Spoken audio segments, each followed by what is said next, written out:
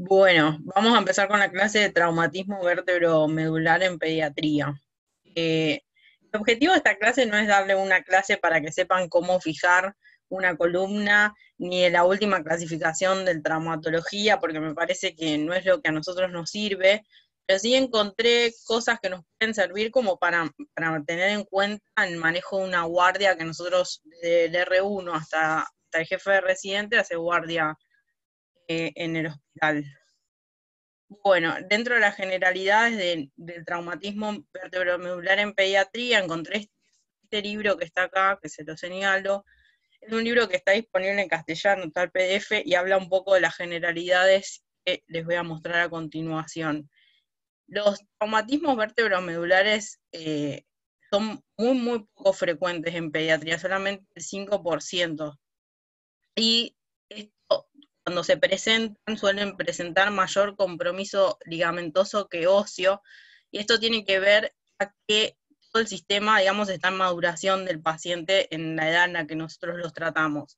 De hecho, los ligamentos y los músculos paravertebrales son más laxos, y lo mismo también contribuye la desproporción del peso de la cabeza. Todos sabemos que tienen un crecimiento mayor en la cabeza que en el resto del cuerpo en los primeros años de vida. Esto lo apoya también ese libro, que está muy bueno. Si el que quiere y después le interesa, me lo pide. Concepto de estabilidad. Hablemos un poco de estabilidad de columna. Nosotros, por lo general, lo que siempre se pasó, digamos, de pase en pase, guardia en guardia, de residente superior a residente inferior, es, bueno, tiene más de 3 niveles, y si está comprometida una charnela, ojo que esa columna es inestable. Generalmente fue el concepto que manejamos, pero bueno, encontré este concepto de estabilidad clínica que está bueno, que también sirve para clasificar las fracturas, que habla de una columna es estable cuando puede delimitar el desplazamiento bajo su peso fisiológico, es decir, que esa columna evita sí misma tener lesiones y deformidades incapacitantes. Me pareció un buen concepto. La clase está dividida en tres partes. Una parte tiene que ver con esto, que es los hallazgos imagenológicos que pueden llegar a confundirse con lesiones, pero que son normales. Por eso están los signos de pregunta, como que encontré acá. Otra parte es la parte de lesiones de óseas, que me parecieron las más importantes que teníamos que manejar, y la última parte es la lesión medular en sí. Vamos con la parte de las lesiones o los hallazgos que nos pueden hacer confundir, y esto me pareció muy útil e interesante y divertido para la primera parte. Bueno, no sé si tanto como divertido, pero bueno. Vamos a empezar con la sincondrosis. En pediatría, en los pacientes chiquititos, la sincondrosis del atlas, que es la primera vértebra cervical, se pueden confundir con fractura. Acá les puse una foto, fíjense que vemos una imagen en la que está la primera vértebra cervical, tiene un arco anterior, que es este de acá, un arco posterior y dos masas laterales que la estoy señalando acá.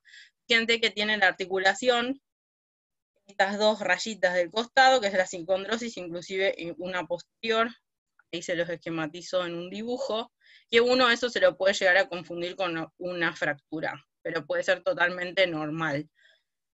La sincondrosis igual también se pueden fracturar, es un tipo de articulación que generalmente es más frecuente en los primeros tiempos del desarrollo, porque forma, digamos, hueso a partir de cartílago. Entonces, si es que se llegara a fracturar el cartílago, ahí sí hay que hacer una reducción de urgencia e inmovilización. Vamos con otra, el pseudodesplazamiento del atlas. El pseudodesplazamiento del atlas es la superposición, generalmente más de 2 o 3 milímetros, lo mismo que para la de la segunda vértebra, de las masas laterales de C1 sobre C2, una radiografía transoral. Esta es un hallazgo que, fíjense, me llamó mucho la atención. Bueno, entre 91 a 100% de los pacientes con 2 años pueden tener esto, o sea que es bastante llamativo. Esto también tiene que ver justo con lo mismo, que es con el desarrollo desproporcionado de las primeras vértebras sobre la segunda cervical.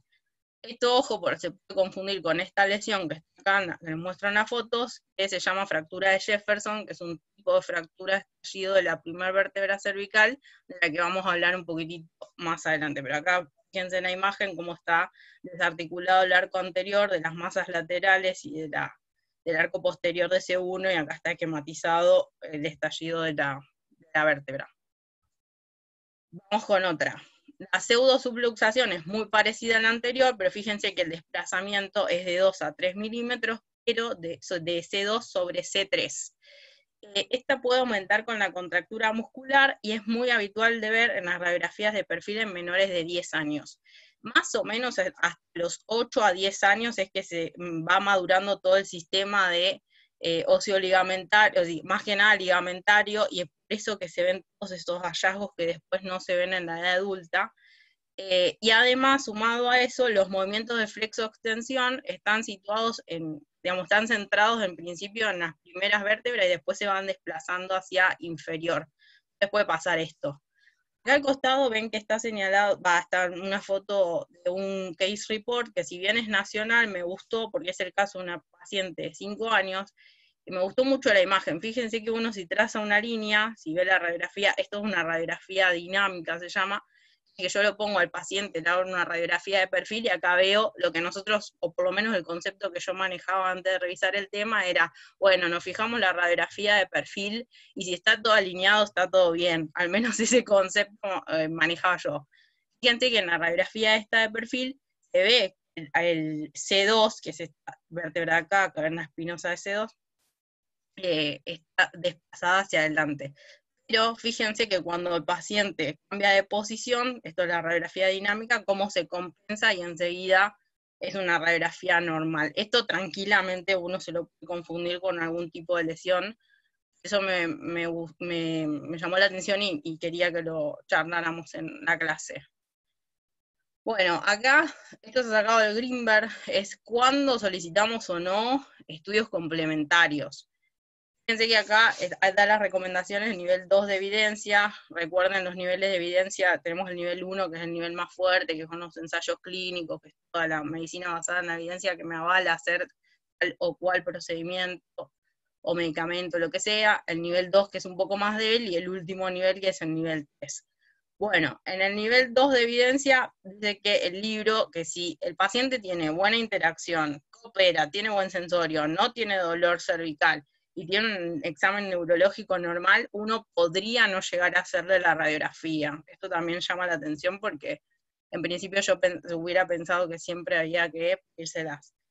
Y acá esto es un poco el nivel más bajo, pero me parece que es bastante acertado lo que dice, que es que cuando el paciente tiene alteración del sensorio, déficit neurológico, dolor, hipotensión, esto puede estar relacionado a alguna lesión arterial, por ejemplo, en algún traumatismo, o luxación, uno debería pedirle los estudios complementarios. La radiografía cervical, frente y perfil es como el primer estudio que uno tendrá a pedir. Uno sospecha que tiene alguna fractura, lo ideal es pedirle una tomografía, que es en donde mejor se va a ver. Uno sospecha una compresión o lesión medular, por el examen físico del paciente solicitaría una resonancia. Las radiografías dinámicas, que es esa como la que yo le mostré antes en el case report, y sospecha una inestabilidad ligamentosa o ligamentaria, como que. Hasta acá vamos con esas lesiones que parecían ser lesiones y en realidad eran normales. Ahora vamos con las lesiones verdaderas, digamos. Empezamos con las lesiones óseas de arriba para abajo, con la fractura de los cóndilos occipitales. Acá ven una imagen en la que tienen el C1 y acá se ve el cóndilo fracturado. Estas fracturas del occipital, ¿no? Estas fracturas son infrecuentes, pueden generar déficit de los pares bajos. Hay este trabajo que está acá, que ahora se los voy a pasar a describir, habla un poco de eso. El diagnóstico siempre solicitamos una tomografía para ver este tipo de fractura, y la mayoría de las veces una inmovilización de 6 a 8 semanas alcanzaría. Una de las cosas que me llamó la atención revisando y buscando sobre el tema para hacer la charla, es que nosotros pensamos, bueno, por lo menos yo pensaba que inmovilización era bueno, un collar de Filadelfia sin inmovilización. En realidad ese collar nos sirve para lo que es las partes blandas, pero una buena inmovilización es cuando uno usa un halo chaleco, porque es el único tipo de fijación que permite que no haya movimiento lateral de la cabeza. Si uno pone collar, no llega a ser del todo satisfactorio. Acá, como les decía, está un artículo, está publicado en la Neurosurgery, es del 2013 ese artículo, habla de los niveles de recomendación también para las imágenes, como habíamos charlado antes. Nivel 2 también propone la tomografía para ver la lesión ósea. El nivel 3, que bueno, no se llega a ver acá en el trabajo que está recortado, pero dice que cuando uno sospecha lesión de los ligamentos, tiene que pedir resonancia. En este trabajo también se propone una clasificación, analiza 415 pacientes, tiene una muestra bastante grande, y clasifica las fracturas en 3 tipos. Uno, que es la comminuta, que es digamos, el estallido de la fractura. La 2, que es la avulsión, cuando se fragmenta y se desplaza un segmento óseo. Perdón, en la 2, me confundí, es la que va hacia la línea basilar, y la 3 es la avulsión. La mayoría de las tipo 1, que es las comminutas con fijación, pudo ser, y en cambio algunos pacientes con las tipo 2 o tipo 3 que tienen avulsión necesitaron cirugía. Recuerden que todas las fracturas que provoquen un desplazamiento o un movimiento de un segmento óseo o inestabilidad de los ligamentos deben hacer quirúrgica, porque hace que la columna sea inestable. Acá vimos con una imagen de C1, la primera vértebra, y acá la articulación, antes de pasar a la segunda fractura, como para que recordemos un par de conceptos antes de que se me mareen. Acá vemos una vista superior también de C1. Fíjense que lo que quería mostrarles es esto, el sistema ligamentario que tiene la articulación del atras con la apófisis odontoides de la segunda vértebra cervical, tiene una serie de ligamentos, es una articulación tipo trocoide que permite que uno gire la cabeza, y desde la apófisis odontoide salen 2 ligamentos, que son los ligamentos alares, simplemente para recordarlo y que no nos perdamos. Atrás es el ligamento transverso, este que ven acá, esto es sinovial de la articulación, y atrás, posterior a todo, la membrana tectoria, que es una prolongación del ligamento espinal posterior. Perdón, se me cambió. Y acá vemos una vista posterior, y vemos que el ligamento este transverso, a su vez, tiene unos fascículos longitudinales superior e inferior que le dan una forma de cruz. Este es el ligamento más importante de la articulación. Les quería recordar eso antes de pasar a la fractura de Jefferson, que es otro tipo de fractura de la primera vértebra, que es una fractura de tipo estallido. Esta, por lo general, es digamos, una disociación del arco anterior con el posterior, y que pueden asociarse a lesión de ese ligamento. Cuando se asocia a lesión del ligamento cruciforme, es una fractura inestable que requiere tratamiento quirúrgico. Les puse esta imagen que está acá en este de American Journal of Medicine, porque acá publicaron el caso de una paciente, que si bien no era pediátrica, me pareció buena las imágenes y para explicarlo, en el que si bien la paciente tenía la fractura, como tenía indemnidad de los ligamentos, ven acá tienen señalado en la imagen, que es un poco más difícil de ver, que no está acostumbrado, pero fíjense, acá tienen, señalado acá, está la membrana tectórica, que es la que va posterior, ligamento apical, que es uno que tiene la apófisis odontoides que va hasta el vasión, y el resto de los ligamentos que habíamos hablado, el cruciforme que viene por acá abajo, acá atrás, perdón. Cuando uno tiene todo ese sistema ligamentario indemne, puede llegar a lograr que de todas maneras osifique sin necesidad de tratamiento quirúrgico. Lo que más inestabilidad da es la ruptura del ligamento transversal que le había mostrado en la diapositiva anterior. Hasta acá todo bien. Pasamos a la fractura de la apófisis odontoides, y es que no están mareados todavía. La fractura de la apófisis odontoides es ya una fractura de C2. Fíjense que hay un sistema de clasificación que las divide. La tipo 1 tiene una fractura en el segmento apical de la apófisis odontoides, la tipo 2 en la base de la apófisis odontoides, y la tipo 3, perdonen que no tengo mouse y se me va cada tanto, fíjense que también incluye parte del cuerpo de la vértebra. La más estable de todas este tipo es esta. ¿Por qué? Porque esta se puede desprender el fragmento óseo, migrar y dar compresión, por ejemplo. Justamente por eso pueden ser mortales al momento del traumatismo, porque pueden causar compresiones del bulbo por la cercanía que tienen, lo vimos en la resonancia anterior, y por lo general están dadas por accidentes de tránsito o caídas de altura. De hecho, estas son las causas más frecuentes en pediatría: los accidentes de tránsito, la caída de altura, el accidente deportivo, el accidente del buzo, todas esas son causas de traumatismo en pediatría. El síntoma más frecuente es la cervicalgia, y fíjense que cuando la tipo 2, más que nada, en pacientes mayores de 7 años ya tiene indicación quirúrgica. Cuando está roto el ligamento, siempre indicación quirúrgica. Cuando tienen inestabilidad, por más de que yo lo fijé con el halo chaleco como para que no rote, lo mismo. Si tienen desplazamiento, las convierten en inestables, y si generan pseudoartrosis. Pasamos a otro tipo de fractura, también de C2. Esta la incluí porque, si bien es infrecuente, puede pasar que uno la vea en la guardia, que es la fractura del ahorcado. Acá tiene una imagen de la segunda vértebra cervical. Recuerden que tiene un cuerpo, la apófisis odontoides, las carillas articulares, los costados tiene el foramen transverso por donde pasa la vertebral. Acá, esto que está señalado es el istmo, y después ya tiene las láminas, que son un poco más anchas que las de C1, y típicamente la apófisis espinosa, que está bífida.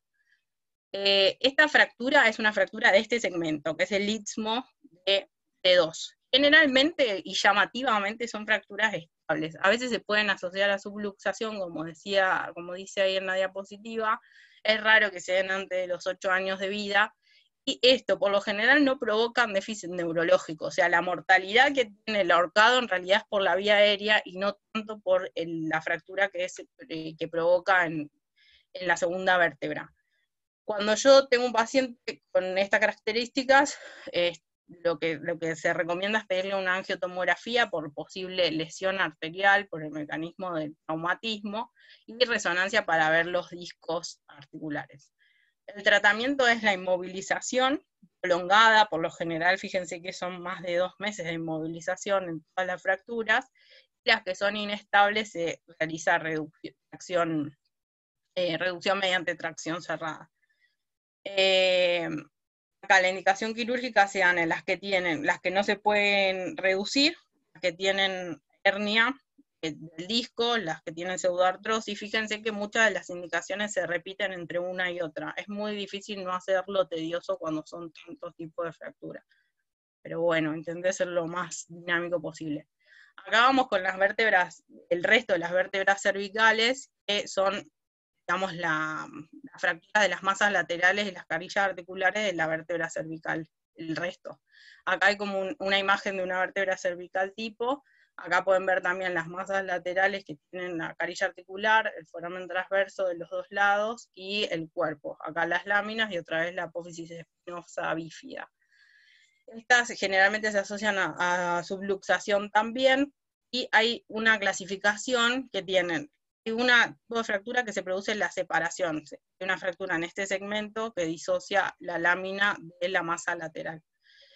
Las conminutas, obviamente, se fracturan en varios segmentos. Esta parte de la vértebra, la diastasada, que es cuando existe una fractura de este nivel también, y además se abre y provoca que la vértebra inferior se invagine sobre esa fractura. La espondilosis traumática, que es una fractura de los dos lados.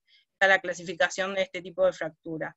Estas son fracturas inestables, todas las que les nombré, así que se puede observar déficit neurológico, y el tratamiento es quirúrgico, porque son inestables. La vía de elección siempre para fijación, colocando barras y tornillos en niveles superiores e inferiores, es la posterior. Generalmente se elige la vía posterior. Vamos con la columna dorsal ahora. La columna dorsal, esta tiene una imagen a la derecha, que si ven tienen dividido una A, una M y una P. Eso es la clasificación de Dennis, que es, a su vez, valga la redundancia, las divide en columnas. Un segmento anterior, uno medio y uno posterior. Esto es para, digamos, conversar el tema de la estabilidad o inestabilidad. Para eso está hecha la clasificación. El segmento anterior tiene toda la parte del cuerpo. Fíjense que llega casi hasta la carilla articular costal, que está en el cuerpo de la vértebra. A ver si no me siguen, está acá. Después, en el segmento medio, o sea, es el resto del cuerpo y parte de la lámina, y el segmento posterior es el resto de la vértebra. El 64% de las fracturas son en este sector, en los pacientes adultos, pero ¿por qué lo puse? Porque en los trabajos que vamos a ver más adelante, los pacientes adolescentes se parecen más ya a los pacientes adultos. Por eso es que lo puse. El 70% no presenta déficit neurológico, y tenemos dos tipos de traumatismo. Los menores es cuando hay un compromiso, pero de una sola columna, o sea, de esta anterior, medio, posterior, no causa inestabilidad. O ya cuando tenemos aplastamiento, luxación, estallido de cualquiera de las columnas, lo convierte en una fractura inestable, por lo cual hay que fijarla.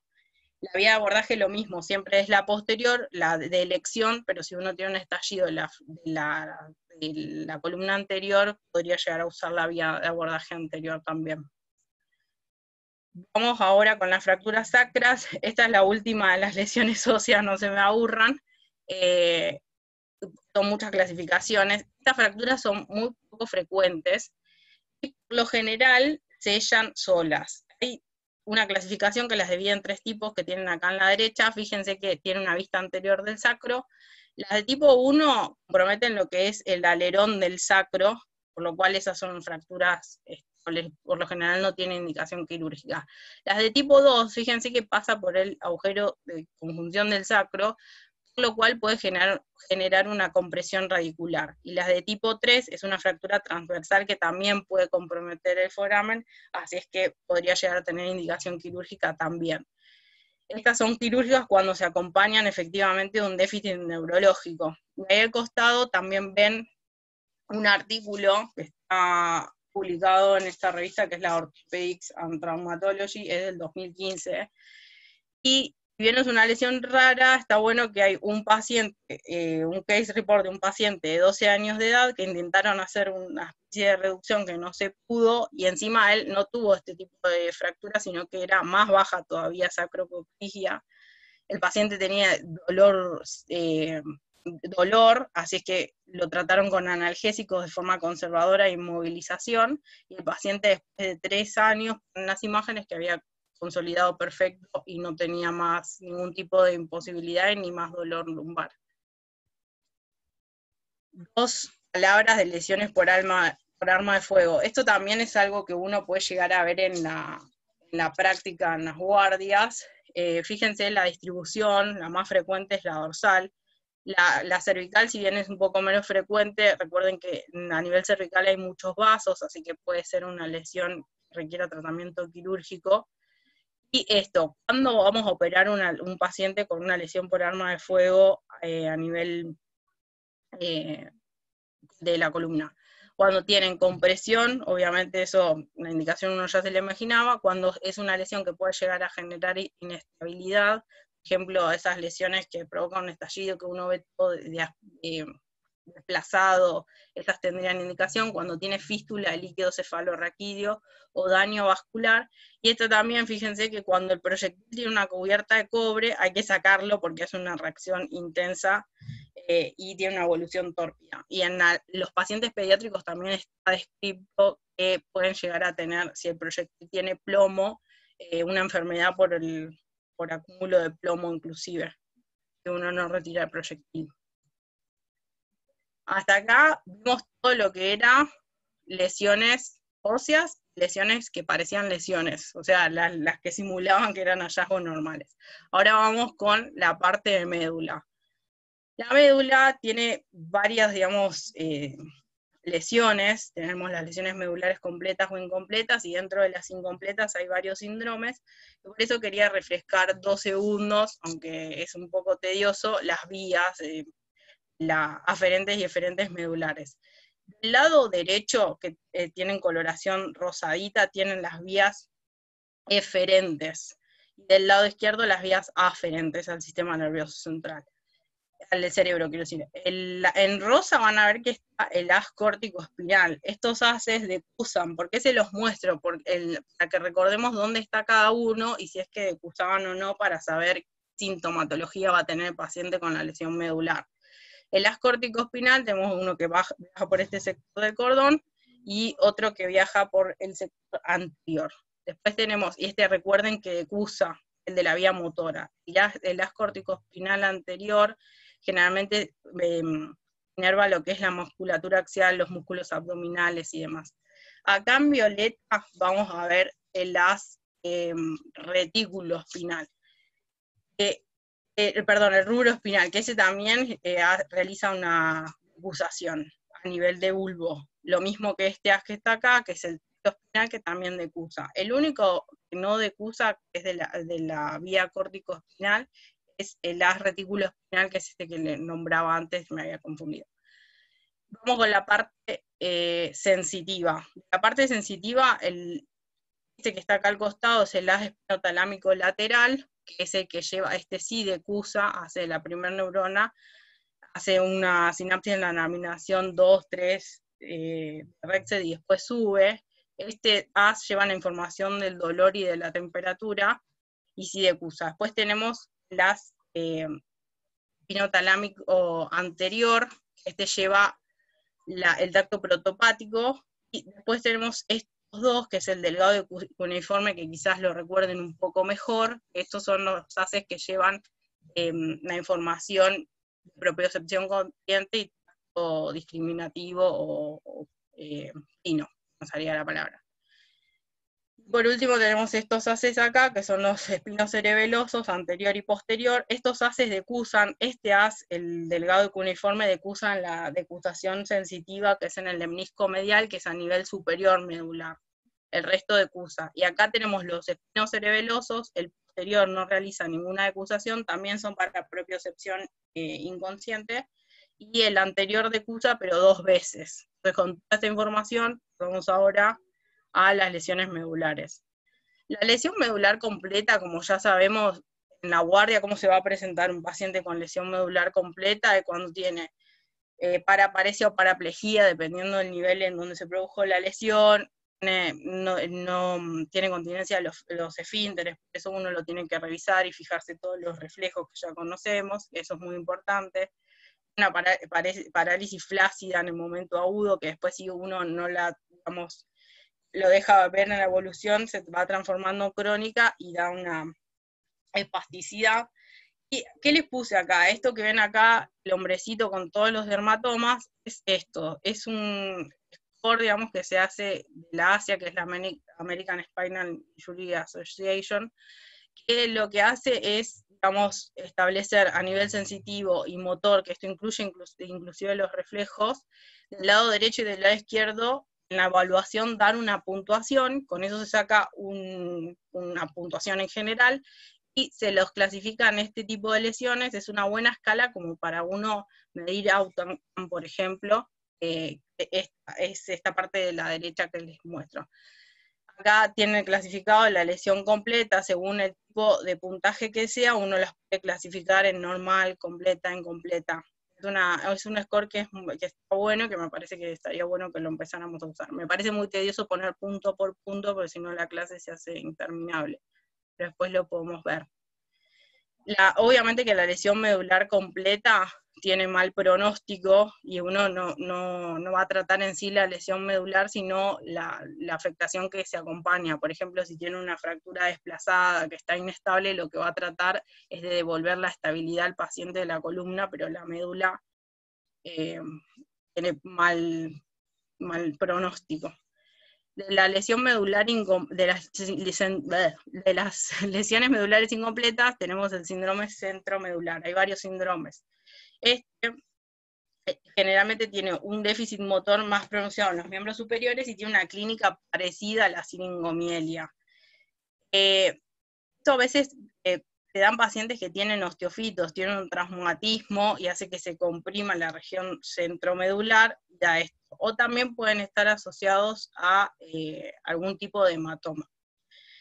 El tratamiento es quirúrgico en los casos que si persiste la compresión. El diagnóstico se hace con tomografía para ver justamente esto de si presenta o no una lesión ósea, y la resonancia cuando uno sospecha hematomielia, como les decía, que a veces pueden tener un hematoma.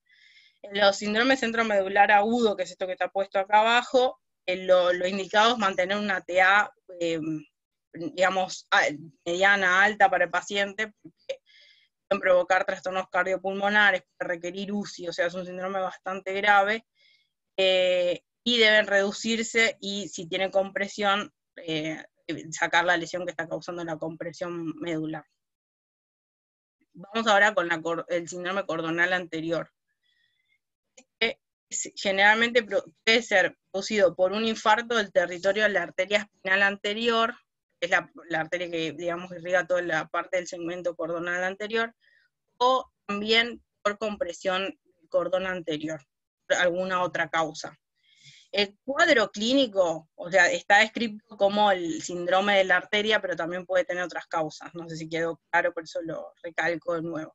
El cuadro clínico va a dar paraplegia o tetraplegia del lado del, digamos, depende del nivel donde se produjo la lesión, anestesia disociada, hipoestesia termoalgésica, por lo que les explicaba el haz espinotalámico, recuerden que era el que pasaba por el cordón lateral, espinotalámico lateral, y conservación de la propiocepción y la sensibilidad fina, que era lo que pasaba por el haz delgado cuneiforme, que era el cordón posterior. El diagnóstico, lo mismo para todas las lesiones, se recomienda tomografía y resonancia, y es la que tiene el peor pronóstico de todas las lesiones medulares incompletas. Estas tienen a su vez mejor pronóstico que las completas. Pasamos acá a un síndrome que es el síndrome de Brown-Séquard. Es un síndrome que en realidad se describió en el 1800 y algo, los dos señores estos, Brown y Séquard. Es un síndrome descrito hace bastante tiempo, que se da por una hemisección medular. ¿Qué lo puse? Fíjense las causas que puede tener. Se puede asociar a un traumatismo penetrante, como habíamos hablado recién, a otro tipo de lesiones. Puede estar asociado a mielopatía por radioterapia, que esto es interesante, yo, por ejemplo, no lo tenía en cuenta, pero algún tipo de hematoma por hernia de discos, por tumores, por malformaciones arteriovenosas, cualquiera me puede dar uno de estos síndromes de hemisección. Y acá, ¿qué vamos a tener? Repasando lo de las vías. Del lado homolateral voy a tener parálisis debajo de la lesión por sección del haz corticoespinal y abolición de la propiocepción por lesión del cordón posterior. El de los signos contralaterales voy a tener hipoestesia de la vía termoalgésica, que es la lesión del haz espinotalámico que habíamos dicho que acusaba. Fíjense esto que llama la atención, que es la conservación del tracto ortopático, que si bien decusa el haz espinotalámico anterior, a veces tiene haces redundantes que pueden viajar por ambos lados, entonces no presenta esa alteración. Todas las lesiones medulares es el que mejor pronóstico tiene de las incompletas, este síndrome. Antes de pasar, también existe el síndrome cordonal posterior, que es muy infrecuente, y lo que va a tener obviamente es alteración de la propiocepción consciente y del tracto discriminativo por el haz delgado y cuneiforme. Lo mismo para todos estos tipos de síndromes, siempre tienen una causa que lo genera y uno tiene que ir a tratar la causa etiológica. Acá hay un tema con los corticoides, que quizás podría llegar a ser un punto de pregunta en esto, y por eso puse este artículo. Fíjense que en este ya se hablaba de New England, que está acá a la derecha abajo, de que no hay en sí una indicación clara con los protocolos nazi que ya todos conocemos, y está en controversia si uno tiene que poner corticoides o no. Y fíjense, este artículo, que es del 2019, está publicado en la World Neurosurgery, es un artículo que me llamó la atención porque hicieron una encuesta a 240 cirujanos pertenecientes a la Sociedad Polaca de Cirugía Espinal. Se le hicieron la encuesta en el 2013 y en el 2018, y lo que vieron es que después de tanta discusión, que corticoides sí, que corticoides no, disminuyó un 73% el uso de corticoides. Fíjense en el gráfico que está acá, como todos los tipos de varias especialidades, ortopedia, neurocirugía, diferentes lesiones, en el 2013 lo utilizaban y ahora no, y no hubo ningún cambio. O sea, uno podría no utilizar los corticoides, eso es lo que quiero mostrar con el trabajo, ¿no? Que de hecho es la tendencia no usarlo ahora. Después tenemos este trabajo, también es uno publicado en The Journal of Spinal Cord Medicine. Es un estudio que me pareció buena la muestra, es un estudio retrospectivo que se publicó el año pasado, que se hizo en Galicia. Se estudió desde 1988 a diciembre del 2014 a todos los pacientes con lesión medular traumática, menores de 17 años, a todos se los valoró con la en la escala de la Asia, que era la que habíamos charlado antes, en total tuvieron 68 pacientes. Dentro de las causas, lo más frecuente era los accidentes de tránsito, las caídas, lo de buceo, todo lo que yo le había nombrado antes. Un poco es como que resume todo lo que venimos charlando ahora en la clase, este trabajo. Lo que me gustaría nombrar, una cosa más antes de que terminemos, es esto, es el SIBORA. No sé si alguno lo habrá escuchado alguna vez, pero esto es muy común en los pacientes menores de 10 años. De hecho, en este trabajo, 11 de los pacientes tuvieron SIBORA, que ¿qué es? Es una spinal cord injury without radiologic abnormality. Es decir, es un paciente que tiene una lesión medular, pero no tiene, yo le hago una tomografía, no tiene una fractura, no tiene alteración del ligamento, no tiene algo que yo pueda, digamos, asociarlo, solamente alteración medular. Esto tiene que ver con lo mismo, justos en los pacientes menores de 10 años, porque está relacionado a una, digamos, capacidad todavía del sistema óseo ligamentario de desarrollo, porque está justamente desarrollándose. Yo, lo que me llamó la atención, que lo que quería destacar con esto es que si nosotros tenemos un paciente que tiene síntomas y yo no le veo nada en la radiografía, no le veo nada en la tomografía, estudiarlo un poco más, pedirle una resonancia y tener presente que existe este síndrome, que por ejemplo yo no lo sabía antes de buscar la charla. Bueno, espero no haberlos aburrido por un tema tedioso, pero quería hablar de esto porque me parecía útil que sepamos las lesiones que había. No sé si alguno tiene una pregunta.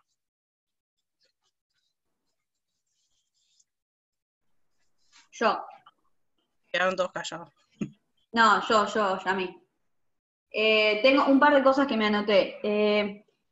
Viste que el tipo del nivel de evidencia en cuanto a la placa, Sí. si le haces o no le haces una radiografía. Sí. En pediatría, nosotros en el hospital lo que vemos es que los nenes se comen una placa sí o sí, sea el tipo de TEC que sea. Uh-huh. Y que uno de los valores por los cuales dijiste que sí harías una placa es, por ejemplo, con deterioro del sensorio o por dolor. Los nenes dolor no te pueden establecer y ponerle que vos no es un paciente con un sensorio normal y dolor que no te lo puede establecer. ¿Hay una determinada edad que vos tengas tipo, que sí o sí le haces la placa a pesar de no tener deterioro del sensorio ni cumplir con los lineamientos? No encontré uno por edad, está descrito en el libro como paciente pediátrico, pero no te discrimina por edad cuando uno la podría hacer o no. La realidad es que vos, para no hacerlo con ese nivel de evidencia que vos decís, bueno, no le hago la placa, tiene que ser un paciente que está impecable y que te va a colaborar en todo. Si el paciente, por ejemplo, tiene un deterioro sensorio o es un paciente muy chiquito que te queda duda, y habría que hacerle la imagen. Que la recomendación es paciente que te colabora, que no le duele, que todo divino. Claro, perfecto. Clarísimo. Otra pregunta, perdón. Sí. La de Jefferson, ¿en pediatría también es tan usual como en adultos? Porque viste que en adultos solemos escucharlo bastante, pero en los nenes también. Sí. Los pacientes pediátricos, en general, las lesiones óseas son todas menos frecuentes. Pero Sí. dentro de las lesiones óseas, las más frecuentes están relacionadas al segmento cervical o torácico. Ya cuando el paciente va teniendo edad adulta, que de hecho el último trabajo que les mostré habla un poco de eso también, que los pacientes entre 15 y 17 años ya se van pareciendo más a las lesiones de los adultos. O sea, en frecuencia no va a ser frecuente, pero dentro de la pediatría las lesiones más frecuentes son a nivel cérvico-torácico. Sí, además vos hiciste hincapié en que En las generalmente cervicales. es la parte, claro, y además la parte ligamentosa y la de Jefferson tiene parte ligamento, así que está afectada. Listo. Otra pregunta, perdón, estoy preguntando muchas cosas, pero me generan curiosidad. Me alegra que hayas escuchado la clase. Sí, obvio. Otra pregunta, viste que dijiste lo de la estabilidad, que es mejor tener el chaleco que el cuello de fila, el de Filadelfia. Sí. Entonces nosotros cuando recibamos, por ejemplo, en la guardia a un paciente, viste que a veces incluso los traen y ni siquiera el cuello de Filadelfia les queda acorde a su tamaño. Sí. ¿Qué podríamos llegar a hacer? O sea, si no tenemos el chaleco, ¿hay alguna otra forma de estabilizar la columna o no? En realidad, o sea, ello te va a inmovilizar la columna, por eso se usa en el trauma. Había un trabajo que leí, pero no lo quise poner, que hablaba inclusive de que si lo tenés con el cuello, lo podés girar de costado para subirlo a la camilla, o sea, hay un montón de cosas escritas. Pero, o sea, te proporciona estabilidad más que no tener nada, sí, uno lo tiene que usar. Lo que no te proporciona es un reposo absoluto de la articulación, por eso lo mejor de todo es el halo chaleco. Que vos ahí con eso impedís que sí o sí que gire, que tenga movimiento lateral, digamos, la articulación. Perfecto, o sea, Digamos, el Filadelfia, o si vos yo te digo esa lesión, no le vas a poner 8 semanas un Filadelfia, van con halo chaleco. A eso apuntaba, digamos.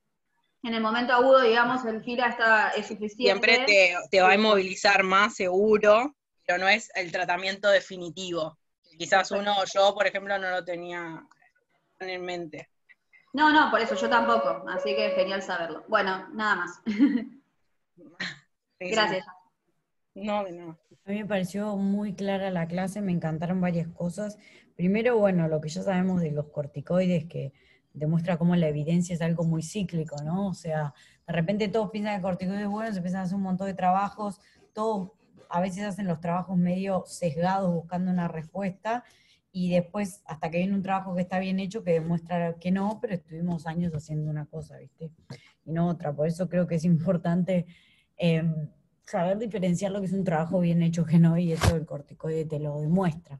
Y después me gustó mucho lo que pusiste del examen físico de la clasificación para trauma del Asia. Yo creo que eso es verdad, tendríamos que tener las hojas en el estar de residentes, ya que estamos grabando, y llamarlo así, y tendría que hacerse en cada trauma medular que ingrese y dejarse eso asentado como evidencia también de cómo entró el paciente, ¿viste? También porque ya sabemos que lo que pasa. De hecho, en los trabajos que están publicados usan esa escala como Eso mismo te iba a decir. Además, después, si vos querés escribir un paciente, que lo mismo que lo estamos haciendo con el FCS, si vos querés hacer un trabajo de trauma medular, no te va a servir de nada si vos no tenés una clasificación validada para poner como era el examen físico del paciente. Así que sí, ya que vos hiciste esto, si querés imprimite un par de esas, mandale a todos el artículo de donde lo leíste, yo lo tengo, si no se los mando, pero imprimite un par mañana que estás y ya dejalas en el estar de residentes para que ante la llegada se puedan hacer, ¿no? Me parece que es lo mejor, para hablar con propiedad. Después tenemos que conseguir una para lesiones crónicas como tumores, pero bueno. Aprendérsela de memoria es imposible. Es como, no, para eso muchos ítems. Digamos, hay que tener ahí en la tablita la tenés. Sí, tal cual. Así que nada, bueno, me pareció muy clara. Felicitaciones, Yami. Bueno, gracias, chicos. ¿Cuántas veces nos consultan esas imágenes, la sincondrosis que pusiste al principio, ¿no? Eso es,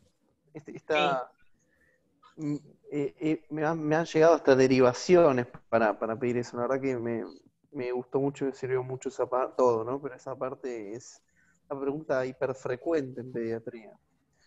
Mismo con los puntos de osificación del occipital y todo. Sí, tal cual.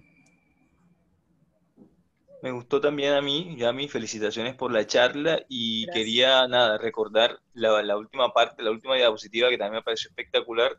Hace poco, de hecho, tuvimos un paciente con un Nesiguora y digamos, esto muchas veces genera discusión con la gente que está en imágenes, porque obviamente te llega un paciente con síntomas medulares a las 3 de la mañana, que tuvo una caída de 1 metro de altura, y llega con paraparesia y trastornos esfinterianos, radiografía normal y tomografía normal, muchas veces quieren diferir la resonancia, no te la quieren hacer inmediatamente. Recordar simplemente, como bien lo hiciste, que si bien el paciente puede tener imágenes radiográficas normales, puede tener una contusión medular y solamente lo vas a ver en la resonancia. La única manera de hacer el diagnóstico es teniendo una resonancia a la mano. Así que nada, quería recordar eso y de resto, felicitaciones por la charla, me encantó. Bueno, gracias. La idea era que sea útil, así que el propósito estaba cumplido. Bueno, si no hay más preguntas, finalizamos la grabación, ¿les parece? Vale.